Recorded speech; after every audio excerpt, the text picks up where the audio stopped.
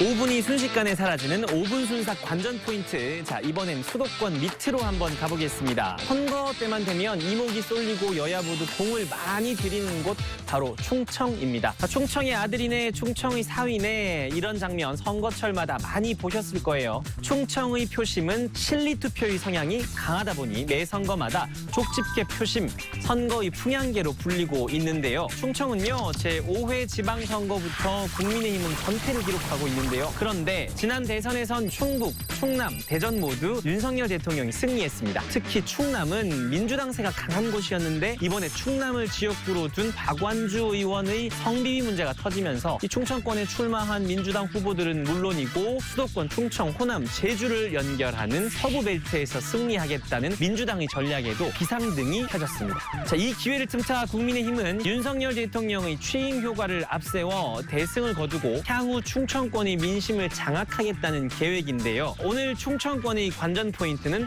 또 성추문이라는 민주당의 대형 악재가 어떤 영향을 줄지 결과를 지켜봐야겠고요. 여기에 전현직 대통령의 대리전으로 불리고 있죠. 문재인 정부의 청와대 비서실장을 지낸 노영민 후보와 윤석열 대통령의 특별 고문을 맡았던 김영환 후보가 맞대결을 펼치는 충북지사 선거 결과도 주목해볼 만합니다. 다음은 여야의 홈그라운드 영호남으로 가보겠습니다. 깃발만 꽂으면 당선 아니야? 이렇게 영남과 호남의 선거엔 이변이나 반전이 없다고 생각하시는 분들 많으실 텐데 꼭 그렇지만은 않습니다. 지난 2018년 지방선거에서는요, 부산, 울산, 경남 이 세 곳의 광역단체장이 모두 민주당 출신 후보가 당선이 됐고요. 보수의 본산이라 불리는 구미에서도 민주당 시장이 배출이 됐습니다. 자, 이뿐만이 아니라 대구에서는 4명의 민주당 시의원이, 경북에서는 7명의 광역의원이 탄생했습니다. 그렇다면 이번에는 분위기가 어떨까요? 영남권에선 모두 국민의힘 우세가 점쳐지고 있습니다. 다만 지난 대선에서 이재명 후보가 영남에서 유일하게 이겼던 곳이 있거든요. 어딜까요? 0.07%포인트 95표 차, 바로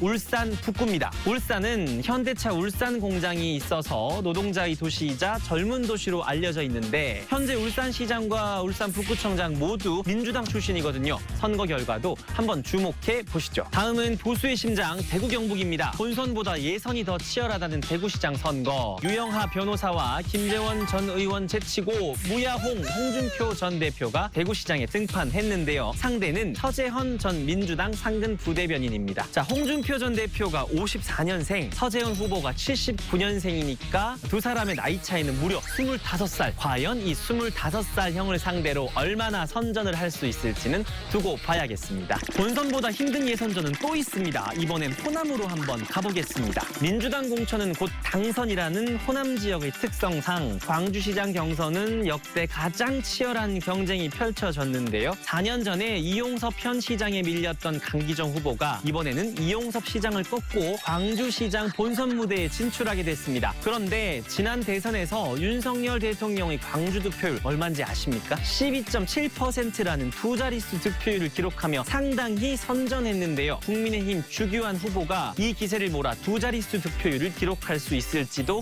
한번 지켜보시고요. 그리고 또 하나, 정치판에선 영원한 적도 영원한 동지도 없다고 했던가요? 전북지사 선거가 그렇습니다. 민주당 김관영 후보와 국민의힘 조배숙 후보의 맞대결로 치러지게 됐는데요. 두 사람은 한때 국민의당 소속으로 20대 총선에 당선된 공통 이력을 가지고 있습니다. 끝으로 한때는 거대 보수 정당의 당대표이자 지역구도 타파의 아이콘이었죠. 이정현 전 새누리당 대표가 오랜 야인 생활을 접고 전남지사 선거에 출사표를 던졌는데요. 과거 불모지 개척에 성공했던 이 전 대표가 또 한 번 돌풍을 이어갈 수 있을지도 지켜보시죠. 자, 마지막으로 강원과 제주로 가보겠습니다. 전통적으로 보수세가 강한 강원은 지방선거만큼은 12년 연속으로 민주당 출신 후보를 선택했습니다. 이번엔 민주당 이광재 후보 대 국민의힘 김진태 후보의 빅매치가 성사됐는데요. 자, 이 대결의 관전 포인트는 2010년 강원도지사에 당선됐다가 정치자금법 위반 혐의로 중도 하차했던 이광재 전 지사가 12년 만에 다시 승리할 수 있을지, 재선 국회의원을 지낸 김진태 전 의원이 총선 패배의 아픔을 띠고 재기에 성공할 수 있을지 여부라고 볼 수 있습니다. 자, 한마디로 두 사람 모두 정치 생명을 건 한판 승부라 볼 수 있는데요. 오늘 강원지사 선거 결과도 끝까지 눈여겨보시기 바랍니다. 자, 강원 강원과 반대로 제주는요, 진보 성향이 뚜렷한 곳이지만 도지사 선거만큼은 민주당이 쉽게 차지하기는